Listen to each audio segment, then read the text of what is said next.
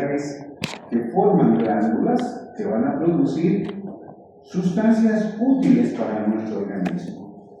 Estas sustancias, entre comillas, útiles, se consideran la secreción, ¿no? Entonces, con este cuadrito vamos a explicar que lo que tenemos todo tejido epitelial y glandular, pero con una aclaración, ¿verdad? Todos esos apuntes son eso, apuntes, apoyo a su estudio, no quiere decir que son libros oficiales, por favor. Si bien vamos a tomar como referencia, pero el primer día habíamos dicho una amplia bibliografía acerca de todos estos temas que estamos hablando, pero son una ayuda, ¿no? Son una ayuda, ya está. Entonces hay dos tipos de glándulas, exócrinas y endocrinas, ambas constituidas por una parte importante. En el caso de las exócrinas, tienen una parte importante que se llama unidades secretoras y unidades conductoras. En vez de decir unidades secretoras, vamos a denominarlo también adenómeros. ¿Me están escuchando? La parte principal, secretora, que es donde se fabrican esas sustancias. Ejemplo, las glándulas salivales que producen saliva, la saliva donde se produce en esta parte principal, en la unidad secretora, mejor conocida como adenómero. Adenómero. Y esto tiene que ser conducida a través de unos conductos excretores que se llaman, o se llaman también, si estas son unidades principales, serán unidades secundarias, las que van a conducir el producto de la secreción, ¿no? Ahora, ¿cómo están dispuestas las unidades o adenómeros secretores? Pues tienen sus formas en diferentes tipos de glándulas. Algunas son alveolares, son como huecos, como alveolos. Otras vienen a ser acinosas. Y la palabra acinosa viene de racimo de uvas, muy parecida a un racimo de uvas, que es, las uvas vendrían a ser la parte secretora principal, ¿no? Y otras glándulas que son tubulosas, que tienen forma de túbulo, que enseguida vamos a ver. Y finalmente hay otras que vienen en forma de sáculos también. Y sus conductos importantes excretores se consideran conductos que van desde el menor calibre hasta el mayor calibre, como intercalares, estriados, interlobulillares, interlobulares y los conductos principales. Estamos haciendo una descripción general. Sin embargo, no todas las glándulas tienen necesariamente que tener todas estas sistematización de conductos. ¿Qué es sistematización? Es como un árbol, la principal rama originará a otras ramas pequeñas, ¿no es cierto? Han visto en los árboles. Entonces, es parecido a ello, pero al revés, entendiéndolo, que los calibres, las ramitas más pequeñas son intercalares. Estas se fusionan para formar conductos estriados de mayor calibre y estos a su vez interlobulares de mayor calibre y estos interlobulares o lobulares, que van a tener mayor calibre y los conductos principales son los que van a conducir hacia el exterior. Conductos principales, por ejemplo, como el conducto de Steno de la glándula parótida, el conducto de Wharton de la glándula submaxilar, el conducto de Wilson del páncreas, en fin, podríamos hablar de tantos conductos principales que al final van a desembocar hacia el exterior, llevando su producto importante para utilizar en nuestro organismo. Así es esta sistematización de conductos. Por favor, no te olvides las palabras que voy utilizando. Sistematización de conductos, quiere decir división y subdivisión en conductos menores desde el principal. Y finalmente tenemos las glándulas endócrinas, que también las vamos a ver, que están constituidas por unidades secretoras, y estas unidades secretoras, lo importante es que no van a tener estos conductos. No. El producto que elaboran estas glándulas endócrinas lo van a llevar hacia los vasos sanguíneos, hacia las venas, arterias, hacia los linfáticos, por donde serán, que van a excretar. Ahí está, capilares sinusoides, digo, ¿no? No tienen verdaderos conductos entonces las glándulas endócrinas, todo lo contrario, el producto que elaboran se va a denominar hormonas. Pero no siempre son hormonas, pueden ser aminoácidos, pueden ser otro tipo de productos también que vamos a hablar, pero que son conducidas a través de la sangre y de la linfa. Y la sangre y la linfa circula pues por las venas, arterias y linfáticos. Pero estas formas donde se van a producir estas, entre comillas, sustancias hormonas, están dispuestas en grupos, en cordones, a veces en hileras de células, en folículos, que vamos a verlo, es parecido a una pelotita, donde el producto se concentra en la parte central y en la periferia están las células epiteliales, o nidos o islotes, como en el páncreas, los islotes de Langerhans. Entonces, vamos pues, esta es una primera aproximación al estudio de las glándulas. Yo solo he puesto varios cuadritos mnemotécnicos, o llamados también resúmenes, ¿no? Y más o menos tengo aquí una otra infografía para mostrárselos la clasificación de las glándulas. Ahora, hay varios criterios, ¿no? Según el lugar de su secreción, se consideran endócrinas y exócrinas que acabamos de hablar. Según el número de células, esto es hermoso para entender. Las glándulas pueden clasificarse en pluricelulares o multicelulares y unicelulares. A ver, ¿esto cómo es? Una sola célula puede ser considerada glándula. Y vamos a ver que hay glándulas unicelulares endócrinas y hay glándulas unicelulares exócrinas. Y eso tenemos que subrayarlo según el número de sus células. La gran mayoría de las glándulas en nuestro organismo, claro, son multicelulares o pluricelulares, constituidas de cientos de miles de células. Sin embargo, hay glándulas unicelulares. Entonces, estaremos hablando de glándulas exocrinas unicelulares, como por ejemplo las células caliciformes, que son glándulas secretoras más bien, unicelulares, ¿no? Las caliciformes son las células consideradas glándulas. Y dentro de las endócrinas unicelulares están todas las células del sistema SNED, sistema neuroendocrino, quiere decir SNED, SNED se escribe, ¿ya? Sistema neuroendocrino, antes llamado APU, ¿no? Descarboxiladoras que vendrían a ser, que son células individuales que producen hormonas o aminoácidos, como vamos a ver algunos ejemplos enseguida. Entonces, esto que quede bien clarito, esto es una clasificación de las glándulas según el número de sus células. Pero también hay glándulas según el producto de la secreción que elaboran. Entonces, generalmente son las exócrinas.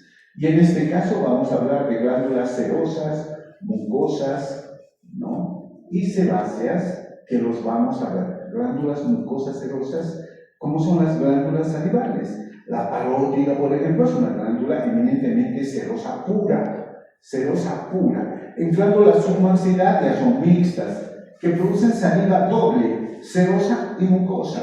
La sublingual también produce una saliva mixta, serosa mucosa, aunque la submaxilar es más serosa que mucosa. En cambio, la sublingual es más mucosa que serosa. Lo estoy diciendo. Por favor, tomen en cuenta todo lo que voy a hablar.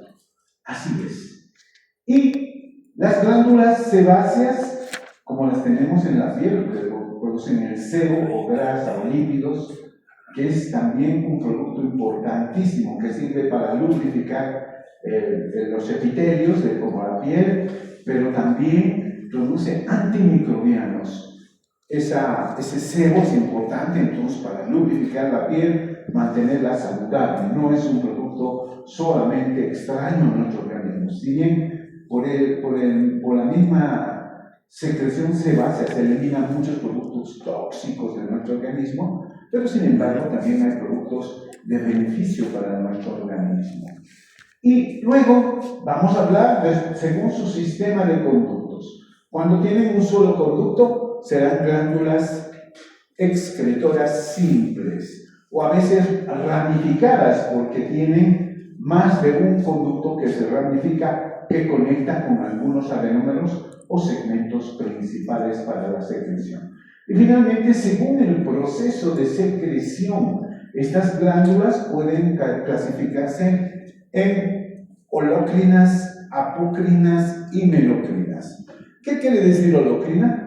Significa que cuando producen un producto de secreción, como las glándulas sebáceas, las células se destruyen y forma parte de la secreción. Esto es importante subrayarlo en las glándulas holocrinas, querida juventud.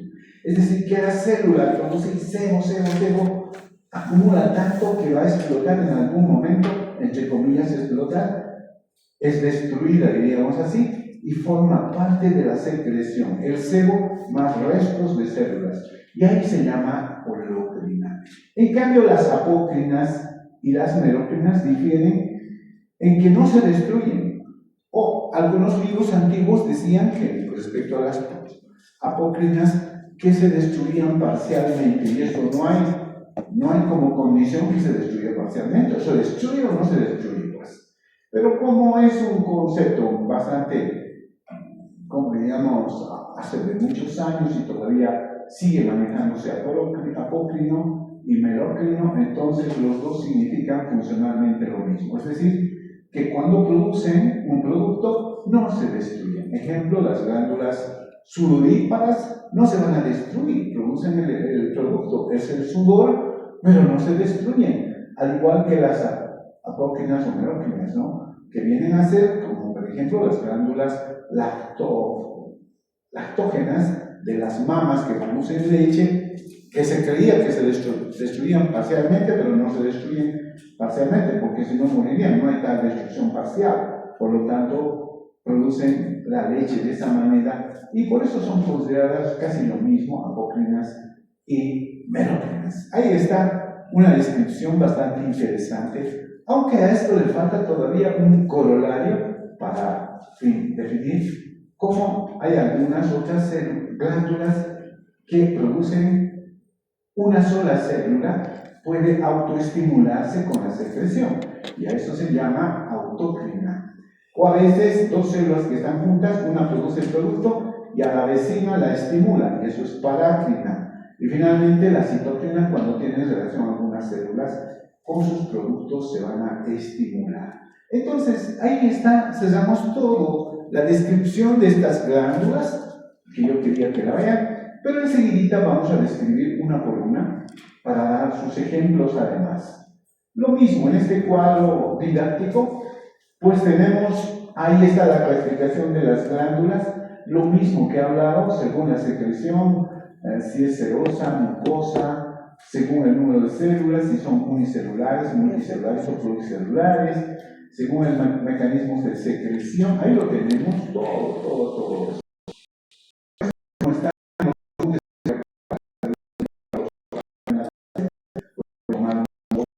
Les va a ayudar.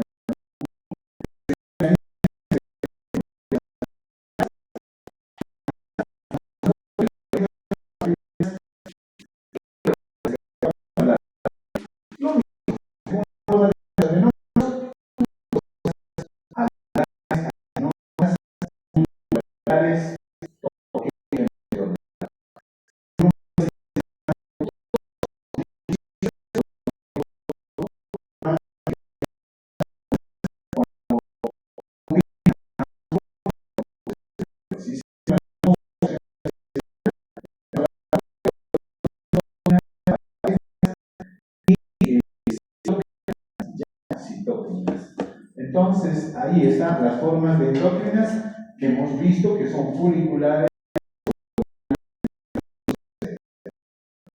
Bonito.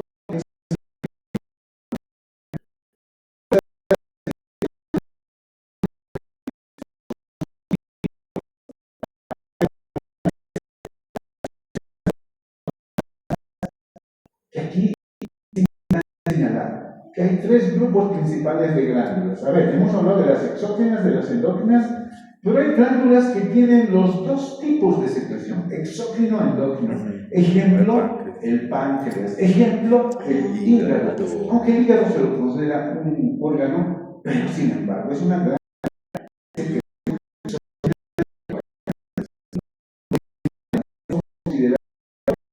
pero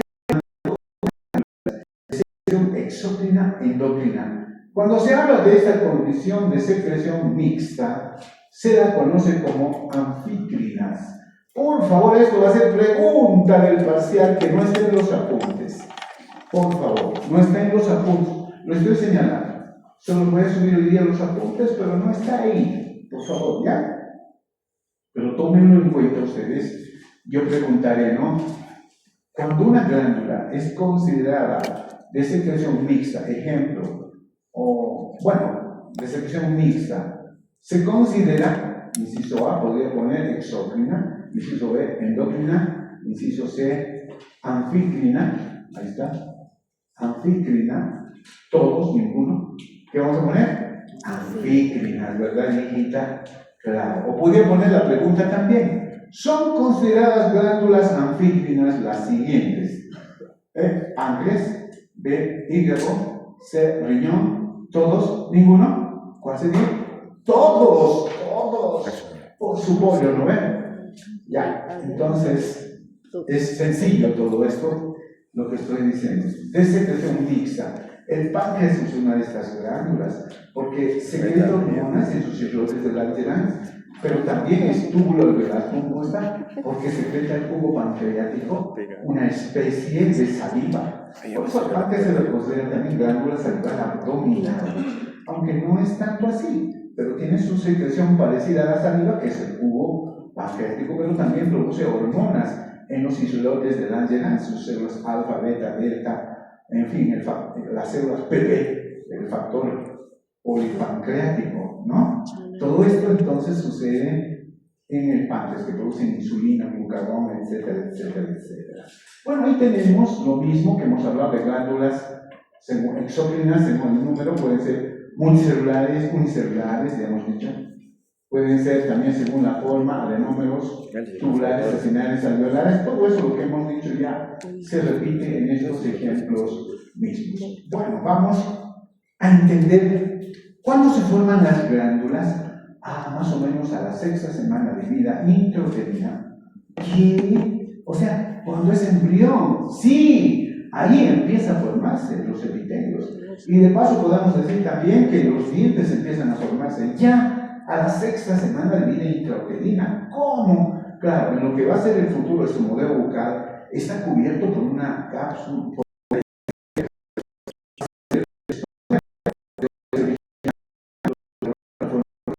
También originarán para formar las glándulas oculares. Entonces, a esa edad ya empieza, ¿no? ¿Y empieza cómo? Con la multiplicación en algún punto, por ejemplo, donde va a ser las glándulas salivales, el epitelio de la boca empieza a multiplicarse en varias células por mitosis, ¿no? Proliferación, localidad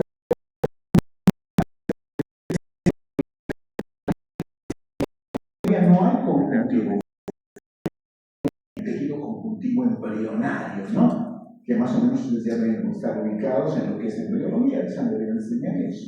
Entonces, ahí abajo está el mesénquima, mejor ectomesénquima, que podríamos decir. Estas células se inducen para entrarse al mesénquima, pero respetando su membrana basal. Nosotros habíamos dicho hace varias clases, no existe epitelio si no tiene membrana basal. ¿Acaso los epitelios están al aire? Jamás. Siempre van a estar adheridos en una membrana basal. Es condición histórica.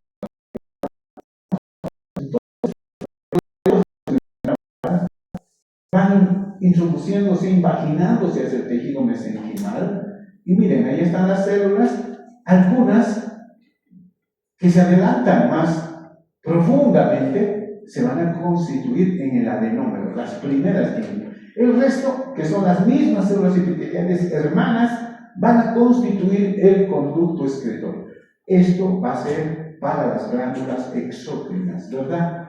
Pero cuando sucede lo mismo y las células que se han introducido se introducen tan profundamente que rompen su ligación con el epitelio de la boca, es decir, ya no forman conductos. Esos cúmulos o cordones de células o folículos que van a formar de células epiteliales siempre con su membrana basal van a formar las glándulas endócrinas, por eso no tienen conducto. Así es entonces la génesis, la embriogénesis de lo que va a corresponder a las glándulas salivales, ¿no? Miren, ahí tengo otro dibujito para representar lo mismo. Cómo empieza la inducción de las células epiteliales. Se van a formar clonas, estas van a introducirse hacia el mesénquima, algunas van a formar profundamente los adenómeros y se quedan con los conductos, es la continuación de las células epiteliales. Pero otras rompen esto y se acumulan las células epiteliales, se convierten solamente en secretorias y son consideradas glándulas endócrinas, que son rodeadas de vasos sanguíneos donde van a, llevar sus productos llamadas hormonas o aminoácidos, en fin. Y algunas van a formar como un folículo, miren, folículo significa como una pared de células y adentro un contenido parecido a una masa gelatinosa que es la hormona. Por ejemplo, en la glándula tiroides, vamos a ver esto, es el folículo tiroideo y adentro contiene la tiroglobulina, que es una hormona que se acumula al interior y que todas las células van acumulando, ¿no? Y de aquí se va a distribuir esta hormona al resto del organismo. Así son las glándulas exócrinas y las glándulas endócrinas en su característica embriológica, chicos. Lo mismo, miren, tengo varios dibujos de aquello, no hay ninguna diferencia, la otra me parece más, inclusive el color me impresiona mucho. No va a estar en sus apuntes, pero tómenle la foto, pues. No sé, a ver, esto no va a estar en sus apuntes, ¿ya? Porque ya les he aclarado, yo no he elaborado el último tema de tejido epitelial porque me parece muy redundante. Hay textos mejores todavía y uno de ellos se los estoy subiendo de la Universidad Autónoma de México, que me parece extraordinariamente importante, que considera absolutamente todos los pormenores actualizados de lo que significa tejido epitelial. El último tema entonces no es de mi autoría, ¿listo? Es de la Universidad Autónoma de México, un profesor que conozco mucho y que admiro además, y por supuesto estos dibujitos no están ahí, pero tómenle la foto pues para que ustedes entiendan lo que es la embriogénesis. Esto también, ahí está, y listo. Aquí empezamos. Pueden tomar las fotos si quieren. La clasificación de las glándulas estaba así pormenorizado. Hemos dicho según el destino de la secreción, y pueden ser exócrinas, endócrinas, mixtas, las anfícrinas, ¿verdad? Aquellas glándulas mixtas que tienen endócrino y exócrino. Y hemos citado los ejemplos de estas otras. En las exócrinas tenemos varias, las glándulas lacrimales, las glándulas sudoríparas, las glándulas gástricas, como vamos a ver, llamadas también de Lieberkühn, que están en los intestinos delgado o grueso, o las glándulas del estómago, que son consideradas glándulas gástricas, dependiendo del sector donde se estudie en el estómago. Si es el fondo, serán glándulas fúngicas; si es el cuerpo, glándulas corporales; si está en el píloro, glándulas pilóricas, ¿no? Si es en el cardias, glándulas cardiales, pero que todas son tubulosas, ¿no? Entonces ahí tenemos a estas glándulas exócrinas. Dentro de las glándulas endócrinas tenemos un sinfín de glándulas pluricelulares, si se trata de aquello, la glándula pineal o epífisis, también llamada mejor epífisis a la glándula pineal. Pineal se dice porque es forma de piña, pero es epífisis la glándula, ¿no? Que produce una hormona importante, melatonina, que se va a producir durante la oscuridad. Esta hormona se produce durante la oscuridad y favorece el metabolismo de nuestro organismo. Por eso es necesario dormir, pero con la luz apagada. ¿Listo? Porque eso va a estimular a la producción de esta hormona, porque si no, no se produce. Por eso es que cuando se dedican a estudiar toda la noche, al día siguiente están como si se pasa un tractor. Ya no pueden por una parte, ni dormir, ni estudiar, ni nada. Tienen un cansancio general, pues chicos, así es. Porque no hay melatonina. La melatonina es una hormona que estimula al metabolismo, ¿no? Así es. Entonces, por eso están, como se dice, medio groguis, ¿no? Mire, esto es importante con las glándulas como las epífisis, ¿no ven? O glándula pineal, ahí está. Después la glándula tiroides, la glándula paratiroides, e importantes glándulas que controlan especialmente el metabolismo del calcio. Y eso tiene que ver con el efecto en el tejido muscular. Y hay muchas glándulas que regulan, muchos órganos que necesitan el calcio, ¿no? Importante. Después hay glándulas mixtas, las anfítrinas que hemos dicho, y aquí hemos citado al páncreas, al hígado, al riñón. Yo les he citado al riñón, ¿no? Que producen pues toda esta forma de productos importantísimos. El hígado, por ejemplo, su producto excretor vendría a ser la bilis, ¿no? Pero hacia adentro muchos productos que regulan la parte endocrina, importantísima.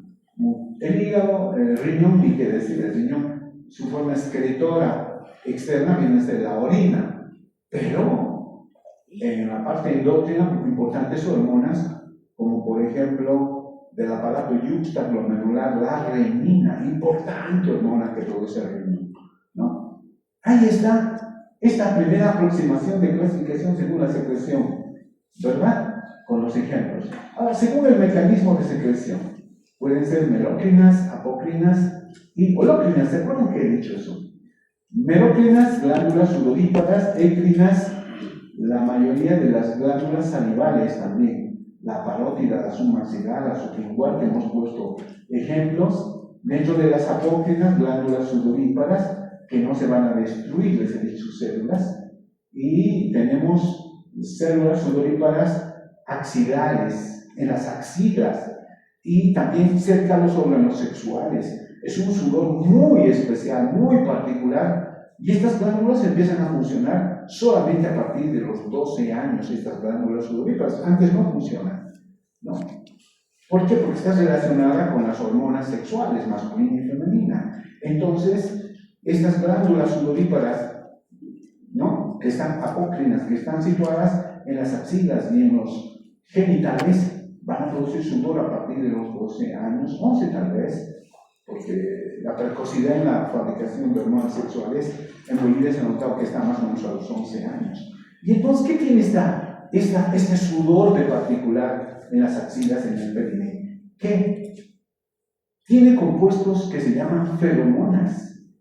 Feromonas que fagocitan las bacterias este tipo de sudor y van a eliminar productos que se llaman feromonas. Y esas feromonas son productos de secreción, pero que van a producir una atracción del macho con la hembra. Por ejemplo, en los lobos, el lobo con la loba, cualquier mamífero inferior para reproducirse. Por eso que la loba es capaz de olerle al macho a kilómetros de distancia y empieza a aullar, ¿no? Lobo, ¿dónde estás? Más o menos así. Y la loba le responde, estoy cerca del río, en la segunda piedrita, por decirles, ¿no? Entonces, nos veremos cerca del río. Listo, esa época del celo para tener su reproducción. ¿Qué les parece las feromonas? Ahora, los humanos también producimos estas feromonas. Son olores socialmente admitidos, ¿verdad? Sí o no, ¿por qué no te lavas? Pero bueno, quizás en nuestros abuelos en la caverna servía para atraer también, qué sé yo, pues, ¿no?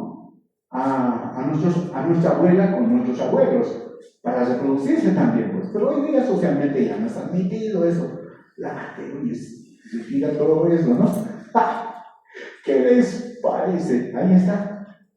Y claro, después tenemos las holocrinas, donde las glándulas sí se destruyen al producir el producto. Ejemplo, las glándulas sebáceas, las glándulas del meubonio que tenemos aquí en los conductos auditivos externos, ¿no? A eso se llaman glándulas meubonio, que producen una especie de aceitito, una especie de grasa en los conductos auditivos externos para lubrificar.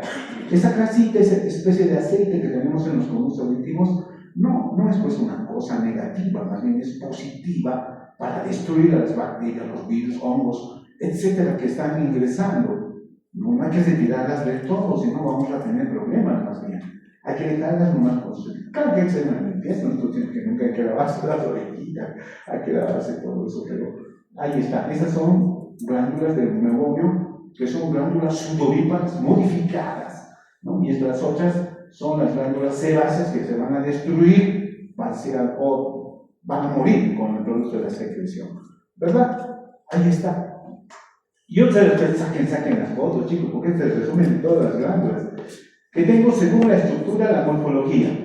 Unicelulares y multicelulares. Ahora estamos hablando de glándulas exócrinas, pero ahí está. Exócrinas, por favor. ¿Cuál es el ejemplo de glándula unicelular exócrina? Puedo preguntarles también.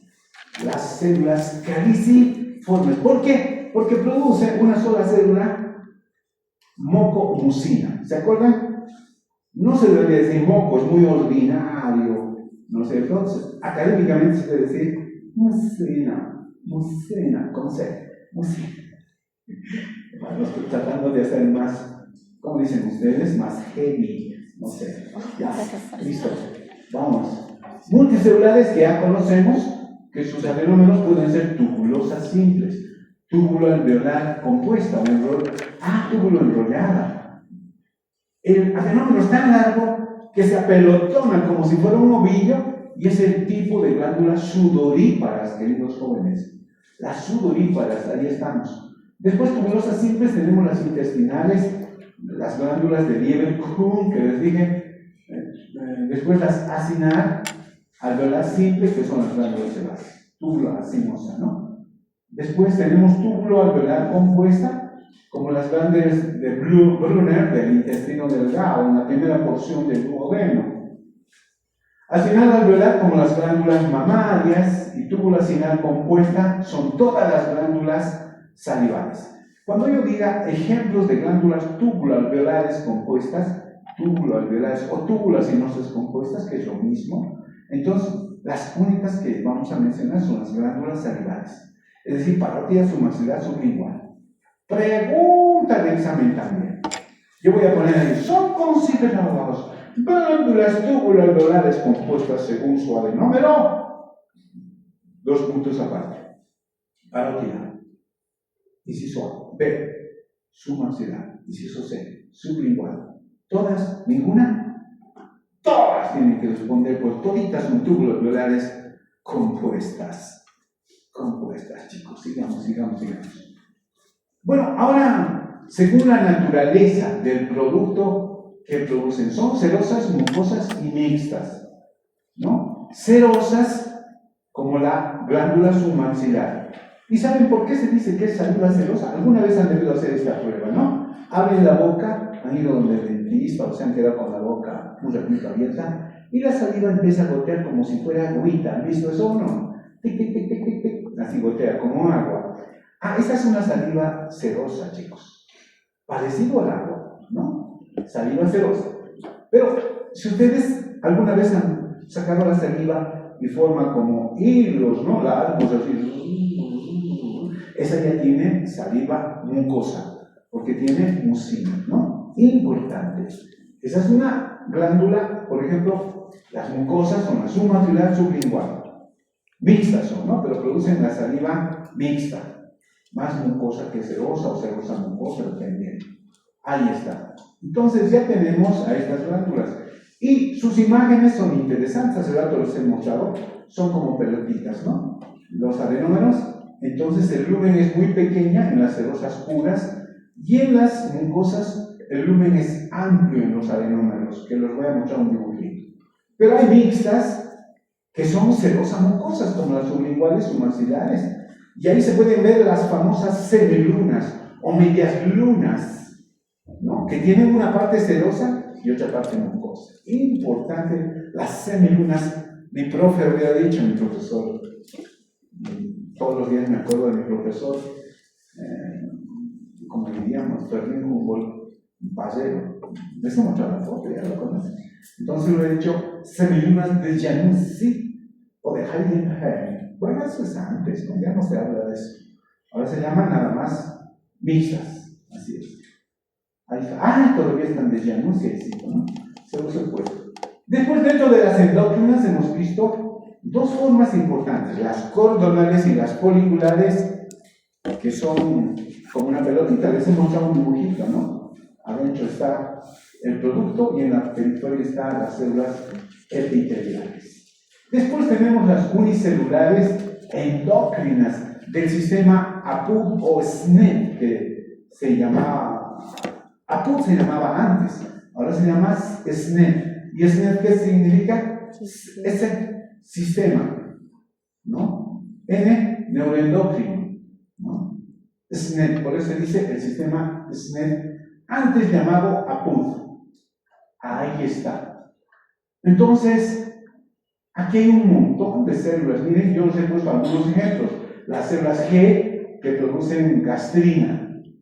Estas células están en el intestino delgado, la mayoría. Las células I que secretan colecistocinina, o CCK, que también se llaman estas células, CCK, colecistocinina. Bueno, en inglés se dice quinina, pero en español se llama cinina. No vamos a hacer mucho lío. Las células MO, las células BIP, las células HIP, las células motilina, ¿no? Bueno, podría poner innumerables cientos de células neuroendocrinas del sistema APUD o sistema neuroendocrino, ¿no? Entre las principales, pero está la G, la I, mejor conocida como la CCK. Después hay las células MO, que producen motilina. Las células HIP, las células BIP, bueno, infinidad de células. Después vamos a hablar de una clasificación a distancia, según la distancia de acción. Autócrinas, parácrinas, citocrinas. Esto es interesante. Por favor, tómenle la foto. La pinta un poquito se ha desconfigurado, era más abajo, ¿no? Listo. En la autocrina, la misma célula produce un producto y se estimula a sí misma. Es regio, ¿no? Produce una hormona para estimularse a sí misma. Es como darse un beso a sí mismo. ¿Alguna vez se han dado un beso ustedes? ¿O no? Lo hiciste bien en tu examen. Un beso. ¿Dónde? Aquí. Así, ¿no? Se han dado un beso, ¿no, chicos? Ustedes mismos. Se han felicitado así. Muchacho, sacaste sí. Así. Bueno, disculpen el ejemplo, muy infantil. Autócrina, que es decir, las células que secretan sustancia actúan sobre sus mismas, sus propias células, sobre sus mismos receptores. ¿No? El ejemplo, los linfocitos T, que secretan interleucina 2 para estimular su propia proliferación en una respuesta inmune. Mira, a ver, qué lindo los linfocitos, ¿no? Que usan interleucina 2 para estimularse a sí misma, ¿no? Ahí está. Las parácrinas, en cambio, son células que estimulan a su vecinita hermana célula. Le dicen, che, te voy a estimular, lo has hecho bien, ¿no? Así. La secreción actúa sobre células vecinas adyacentes, viajando solo por el líquido intersticial sin llegar a la sangre. No necesitan llegar a la sangre. Ejemplo, las células de los islotes de Langerhans en el páncreas, donde la somatostatina inhibe la secreción de insulina. Las células B producen insulina, ¿no? Pero las células producen somatostatina. Entonces, esta inhibe a la misma célula que está en el cúmulo del islote de Langerhans. Y finalmente, las citoquinas, que es un mecanismo donde el producto de secreción transfiere a otras células. Ejemplo, los melanocitos. Los melanocitos producen melanina, pero no sirve la melanina para la misma célula, sino les pasa a las células epiteliales, ¿no? Y les invita melatonina. Les puede invitar melatonina a células epiteliales y dicen, uy, ¿con qué se come eso? No, fagociten nomás, pues. Ahí está, ¿no? Les pasa y las células comen y se conviertan en células media oscuritas, media cafecitas. Mira, me he tenido con todo lo que me has dado, dicen, ¿no? Claro, es para proteger, pues, contra los rayos ultravioleta, infrarrojo, con todas las radiaciones, ¿no? Entonces protege la piel. Y en el altiplano es estimulado por los rayos ultravioleta, por eso que tenemos la piel un poco más morenita. Pero también es un protector contra el cáncer de piel. Por eso que en los altiplánicos casi no hay cáncer de piel, porque estamos bien protegidos con la melanina. ¿Qué les parece? Filtra los rayos. Una extremidad es blanca, ¿no? Mira el color de nuestra piel, que es linda, hermosa, chicos, ahí está. ¿Qué les parece eso? Y después tengo aquí un resumen integral de lo que hemos ido hablando. Bueno, hasta ahí, todo lo que podríamos saber sobre las glándulas endócrinas, exócrinas, las anfígrinas, las mixtas, unicelulares, multicelulares, según el conducto, etcétera, etcétera. Ahora voy a mostrarles una especie de dibujitos, con lo cual voy a concluir mi clase. ¿Listo? Ahí está, los adenómeros tubulosos, ¿no? En la porción secretoria. Aquí también tubulosos, pero apelotonados, en el caso de la glándula sudorípara. Si te preguntan qué tipo de glándula es la glándula sudorípara, tubulosa simple, pero apelotonada o en ovillo se llama. Porque su adenómero es tan largo, que se enrolla en sí misma, pues, ¿no? Por eso es la glándula sudorípara. En cambio, hay otras que son adenómeros que desembocan en uno, ya son ramificados, estamos hablando. Por ejemplo, las glándulas tubuloalveolares ramificadas simples que hemos ido mencionando y otras tubuloalveolares compuestas, ¿no? Alveolares compuestas o alveolares simples. A ver, tengo otros dibujitos más bonitos. Este, por ejemplo, nos va a enseñar lo que son los distintos tipos de adenómeros de las glándulas según la parte secretoria. A ver, esto sí lo tengo en los apuntes, así que no. Si quieren, pero tomen la foto. Está más bonita color acá. Tubulosas, ahí está, tubulosa simple, es decir, que tiene un solo adenómero tubuloso. Si son tubulosas ramificadas, tiene más de 2 túbulos que desembocan en el mismo conducto. Listo. Esta es una glándula tubulosa, pero tan largo su adenómero que se tiene que enrollar, es la glándula sudorípara, ¿no? Tubulosa se llama apelotonada o en ovillo se llama también, ¿no? En ovillo. O enrollada también se puede decir, ¿no? Y otras donde el adenómero termina como una forma de pelotita, por eso se dice acinar o alveolar, no hay problema en aquello. Aquí, cuando tiene más de un acino o alveolo, parecido al racimo de uva que les decía, ¿no? Por eso se dice acinar simple ramificado. ¿Ustedes conocen las uvas? Ramitas y terminan en las bolitas que son los frutos, ¿no ven? Es igualito, de ahí viene el término acinar, de acino o racimo. Racimo, de ahí viene. Entonces tienen varios adenómeros en forma de pelotitas conocidas como acinos o alvéolos que desembocan en los conductos excretores. Después tenemos una glándula compuesta. Compuesta quiere decir que tiene más de un conducto, que sus conductos se van a fusionar. Después y la glándula compuesta. Yo les he dicho que es el típico ejemplo de todas las glándulas salivales. Inclusive la glándula páncreas, que es parecida a las glándulas salivales. Entonces, sus adenómeros de las glándulas salivales son túbulo-alveolares compuestas. Ya les he dicho, va a ser pregunta de examen. Son ejemplos, puedo preguntar así, son ejemplos de glándulas túbulo-alveolares compuestas. Subraya lo correcto. Inciso A, glándula parótida. Inciso B, glándula submaxilar. Inciso C, glándula sublingual. Todas, ninguna. Respuesta, vamos. Todas. Bien. Ya. Así son mis amigos. Capos. ¿Ya? Entonces, ya estamos mencionando todos los ejemplos. Y si le digo, es considerado un ejemplo de glándula tubulosa apelotonada o en ovillo, les voy a poner inciso A, glándula sudorípara, inciso B, glándula submaxilar, inciso C, glándula sublingual, todos ninguno. ¿Cuál es la respuesta? Inciso A. Ya pues chicos, túbula alveolar apelotonada. ¿No ven? Es la única, la sudorípara, hemos dicho. Y aquí está una glándula tubulosa simple. Miren ustedes, ahí está. Estamos observándoles en el esquema de la glándula intestinal, del intestino delgado. Miren las famosas glándulas de Bierstein. ahí está, ¿no? Ahí está, ¿no? Una tinción al Saint-Bleu, que también se llama. Así son las glándulas tubulosas simples, parecen unos tubos, pero histológicamente son estas, las glándulas, alternando las células en el intestino. ¿Qué epitelio es?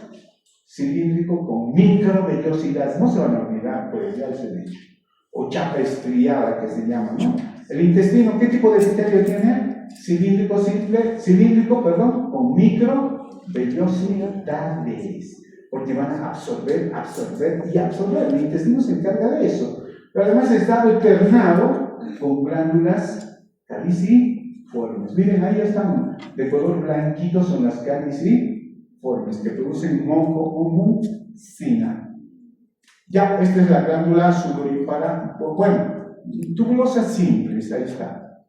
Tubulosas simples, tubulosas ramificadas y apelotonadas, ahí está. Ejemplitos, dibujitos. Glándulas de tubulosas simples también. Por ejemplo, estas tubulosas simples que vienen a ser sinuosas, se puede observar en el útero, ¿no? Este tipo de glándulas importantes. Bueno, lo voy a pasar, esto no me parece bonito. Esa diapositiva está media funera. Bueno, aquí tengo las glándulas merócrinas, apócrinas y holócrinas. A ver, en las holócrinas había dicho que se destruyen las células, ¿no? Para formar la secreción. En las apócrinas, parcialmente, como en las glándulas lactóforas o de las mamas que producen leche. La leche entonces se considera un producto apócrino, ¿no? De las glándulas apócrinas, que se destruye parcialmente. Pero al final hemos dicho, no hay tal que se destruyan parcialmente. O se destruyen o no se destruyen. Listo. Si se destruyen parcialmente, están muertas. Tendría que ser holócrinas, ¿no? Entonces, el concepto todavía persiste, ¿no? Y las merócrinas que no se destruyen como las glándulas sudoríparas, ¿no? Sudoríparas. Entonces, las holócrinas son las glándulas sebáceas. Yo podría poner en el examen, se considera un ejemplo de glándula holócrina. Inciso A, podría ponerles glándulas sudoríparas. Inciso B, glándulas lactogénicas de las mamas. Inciso C, glándulas sebáceas. ¿Cuál sería la holócrina? En coro, pues, sebáceas. No van a poner todos, ninguno. Aquí, las holócrinas nomás, ¿no? Son las glándulas sebáceas y también del meubonio de los conductos, que todo mundo olvides, hemos dicho. Ahí está. Estas son las apócrinas, las glándulas lactófonas y las otras, ejemplo, las sudoríparas. Ahí tengo la forma de la secreción merócrina, miren, de las glándulas que hemos dicho que no se destruyen, que producen el sudor, las glándulas apócrinas, donde se destruyen supuestamente parcialmente, como las glándulas de la leche, ¿no? Mientras otras que se destruyen totalmente, como las glándulas sebáceas. ¿Listo? Y aquí está el esquema de la glándula caliciforme, ¿no? Caliciforme, donde produce mucina. Son gránulos de mucinógeno que van a fusionarse y es mucina, o llamado vulgarmente el moco. ¿No ve? ¿Y dónde encontramos glándulas caliciformes? En los intestinos, hueso delgado. En el estómago jamás no se encuentran nunca las glándulas caliciformes, pero las caliciformes encontramos en todas las vías respiratorias, es decir, epitelios de la fosa nasal, epitelios de la tráquea, ¿no? Ahí encontramos un epitelio cilíndrico certificado ciliar, ¿se acuerdan? Alternando con células caliciformes que producen moco. El ejemplo claro es de las fosas nasales. ¿De dónde aparece el moco? Producido por las glándulas caliciformes. Cada otras glándulas más que ayudan, ¿no? Las mucosas, pero ante todas las glándulas caliciformes que sirven para proteger al epitelio. Ahí está.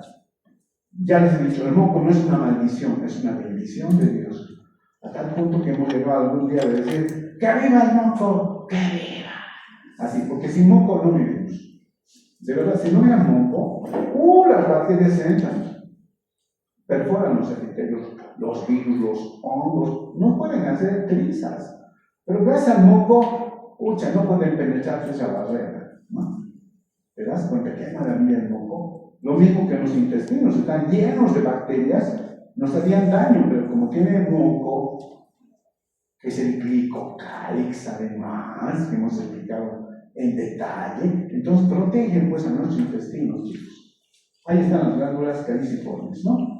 Hay lo mismo, una glándula caliciforme con su producto, sus gránulos de mucinógeno, que va a producir la mucina. La mucina es más académico, moco es vulgar, no van a decir moco, yo nomás estoy diciendo moco, ¿no? Se debe decir mucina, límpiate la mucina, ¿no? Así es. Ahí está, un resumen también se les había puesto, ahí está un cuadrito, para terminar ya, chicos. Ya un resumen de glándulas autócrinas, parácrinas y citocrinas, sus efectos y cómo es que van a tener una función, su mecanismo de acción, etc. ¿Ya? Un ejemplito de esas formas del sistema SNEP-WAPUT que hemos hablado. ¿Se acuerdan? ¿Se acuerdan? Y aquí está un dibujito de las mismas células autócrinas, parácrinas y citocrinas. Esto sí está muy lindo, ¿no? Ya, esto saquen fotos, no está en el video. Con esto van a... Porque un dibujo dice 1000 palabras, hemos dicho, ¿no? Así es. ¿Qué más tengo para ustedes? Otra vez, un ejemplito de las células autócrinas, endócrinas en realidad, las que producen hormonas, ¿no? Las células neuroendócrinas del sistema. ¿Qué ejemplos de sustancias producen? Por ejemplo, las células G, gastrina, las células S, secretina, las células S, serotonina, las células B, la somatostatina y la función que tienen. Estas son células, glándulas unicelulares endocrinas. ¿No ven? Ya. Y este cuadrito, este dibujito, ¡ay, qué belleza! Mira lo que había hecho. Todo lo que producen las células neuroendócrinas del sistema FUD. Esto no está en los libros, por si acaso. Ahora, como se puede hacer maravillas con lo que es inteligencia artificial, hacer infografías, dibujos, y esto, lo he hecho con eso, ahí está. No, por eso no hay ningún libro. No hay ningún libro, está bonito esto. Ahí está. Esta es la sistematización de conductos que ha hablado, de los conductos principales, intercalares, estriados, interlobulares, interlobales, todo, ¿no? La sistematización y sus tipos de epitelio que tienen estos conductos también. De esto hemos hablado. Multiestratificados, cilíndricos, triestratificados o biestratificados, conductos de Steno, de Wharton, ¿no ven? Como tipos de epitelio cilíndrico, biestratificado o triestratificado. Después miren, hemos dibujado en la clase práctica también, están seguramente revisando los conductos de glándulas secretores con células cuboides simples, ¿no ven? Ahí está, todo eso. Aquí, mejor, para significar un adenómero seroso, a este lado, y mucoso el de verde. Seroso, ¿por qué? Porque el lumen es muy estrecho y células son prismáticas.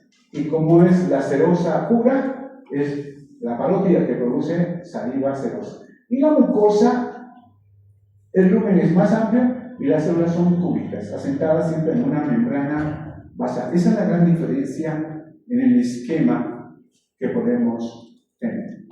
¿Qué más? Eso no está bien. De esto ya hemos hablado, de los mecanismos, la secreción merocrina, apócrina y holocrina. Ya he hablado que se destruyen o no se destruyen. Entonces, querida juventud, ya, eso es otro dibujito de alócrina, merocrina, apócrina, que también lo tenemos. Esto está en su libro, no está mejorado. Estos son de otros libros que me parecen bonitos, que no, pero las otras son más bonitas, ¿no? Ya, lo mismo, para hablar de la misma. Esta es la glándula sudorípara, cómo se apelotona sus conductos excretoras. Esta es una alveolar y esta es una serosa. Esta es una mucosa y esta es serosa. El lumen pequeño y el lumen amplio, ¿no? Y las células cúbicas y las células prismáticas en la otra. Listo. Creo que con eso hemos terminado, chicos. Ya tengo todo listo. Es lo mismo. Y bueno. Bien. Fin del primer módulo. Muchas gracias a todos ustedes por su respeto, por su puntualidad.